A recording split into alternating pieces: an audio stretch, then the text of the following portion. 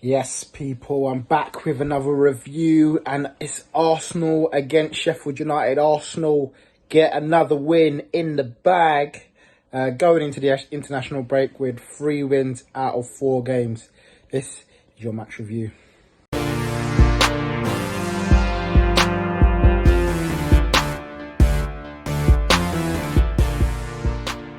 Yes, Arsenal get a win, 2-1 victory against Sheffield United. The game wasn't too bold, especially in that first half. It was quite a dire first half, if I say that, to say the least. Not many chances at all in the game. There were probably the two big major talking points were the fouls, really, that could have been.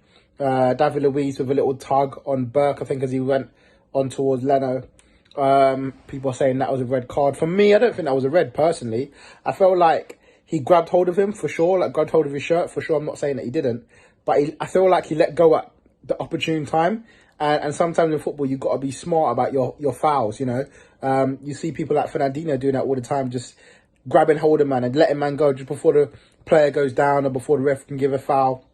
Listen, if he holds it down for a second longer and Burke goes down, it's a straight red. But it was a bit clever that he let go and Burke had a chance to go to Leno. So it was kind of clever, and I feel like he got away with it. You listen, it could have been a yellow card maybe, but for me, it's not a red. I just feel like it's not enough to be a red card, in my personal opinion. However, the tackle on Aubameyang from Sander Berge, I think it was, yeah, he went for the ball and got the ball completely, but his follow through was horrendous.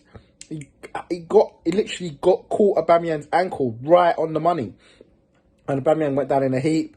Could have been a very serious injury if Aubameyang's foot was planted a little bit more into the ground. You know, it could have really twisted or maybe even broken something in there. So it was a very dangerous tackle. For me, I've seen less given for red cards, for sure. That for me should have been a red card, but twice in 2 games now it seems that it wasn't. This one was a booking given by the referee, and I don't think it was reviewed for in any length of time. Some may say seen them given, some may say can't be 100% sure, but the ones we've had against us from last season, I remember Aubameyang had one at Crystal Palace and Eddie had one against Leicester. I mean, he wins. I don't think winning the ball should be part of the should matter, really. I mean, yes, okay, it's not a foul at the moment he wins the ball, but the follow through is a different part. You know, if someone wins the ball and elbows someone in the face, you'll give them a red card, no? So for me, he wins the ball, but the follow through catches Aubameyang really badly, and yeah, definitely seen him given for us in that. However, wasn't given, stayed 11v11.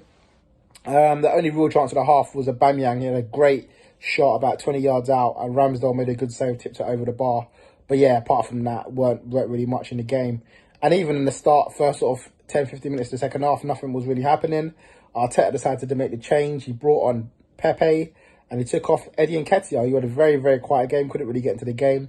Surprisingly, he didn't go with Lacazette up top. He went with PEPE, and he moved the Aubameyang up top. He put PEPE on the right and moved Willian to the left, and it changed the whole game. It changed the whole game.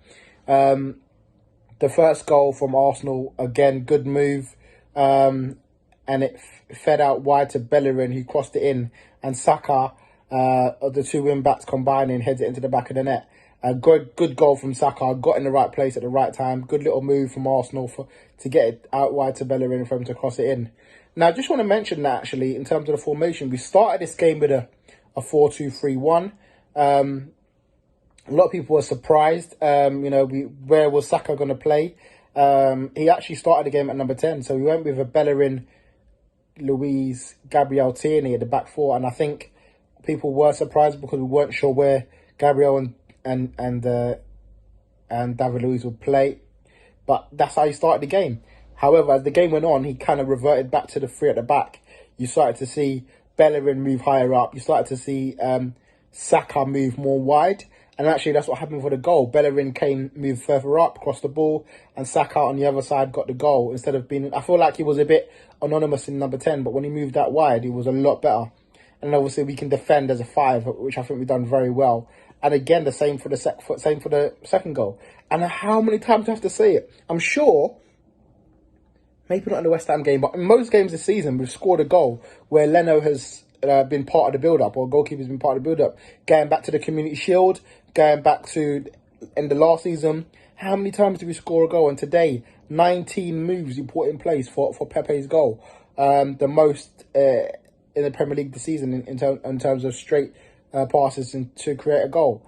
And Pepe comes on, brilliant 1-2, Bellerin, and he just ran at them. And what we really, really wanted to do was go at them and score a goal. And I felt like Willian wasn't really doing that, but as Pepe took the initiative, he ran at their defence, they backed off, let him cut in on his left foot and tucked it into the bottom corner. This is what we want from Pepe, week in, week out. Deliver that. Just score the goals, put yourself into the reckoning to get a chance at winning the game, at being in the starting lineup, at playing on a regular basis. Now Arteta's got a headache because Willian had a decent game, but Pepe came on and changed the whole game. He did. He's more direct. Work him over with Bellerin on the right, and it was just magnificent. I just loved every part of the move. It felt like it was a bit more like what we needed that we didn't have in the first half. The sort of direct play at Sheffield United. They did pull a goal back with McGoldrick. We did sit back a lot more in the second half and after Pepe's goal. But we defended well in that. I mean, it took a great goal for them to score. McGoldrick, Carlo one with the left foot into the corner. It was a great goal. There wasn't much in terms of their creation. I thought Gabriel was brilliant at the back, just clearing everything that came to him, not messing about, not trying to tippy-tap, just getting rid. And it's more of what I expect an Arsenal defence to be like and what we haven't seen for a few years, really. So let's just hope that this improves our defence. Gabriel done very well when he came in today. And after we conceded the goal, again, just solid. Brought on Maitland-Niles, took off Saka, and he just got into shape. Put man behind the ball and don't concede.